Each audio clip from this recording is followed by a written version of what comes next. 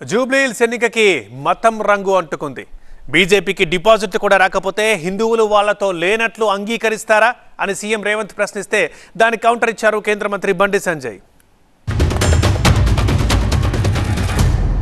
ఇప్పుడు కూడా చెప్తున్నా, హిందువులంతా మా కోటేమని బండి సంజయ్ గారు అన్నారు. డిపాజిట్ పోతే హిందువులు వాళ్ళతో లేరని ఒప్పుకున్నట్టే కదా. ఇప్పుడు డిపాజిట్ వస్తే ఆఫ్ కాదు, మొత్తం ఈ దేశమే కాదు, పక్క దేశం బంగ్లాదేశ్, పాకిస్తాన్ కూడా గెలిచినట్టే బీజేపీ వాళ్ళు.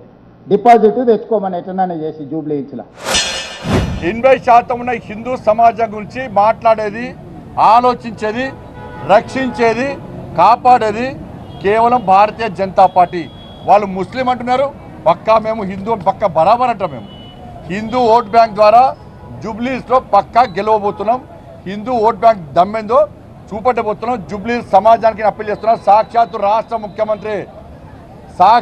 రాష్ట్ర ముఖ్యమంత్రి జూబ్లీహిల్స్లో హిందువులు ఐక్యత లేదు, హిందువులు చేతగాని వాళ్ళు, హిందువులు ఓట్ బ్యాంక్గా మారారు అని చెప్పి సాక్షాత్తు రాష్ట్ర ముఖ్యమంత్రి అంటున్నప్పుడు ఇక ఇంతకంటే దౌర్భాగ్యం, మీరు ఓటు లేకుంటే అంతకంటే సిగ్గుచేటు ఇంకోటి ఉండదు.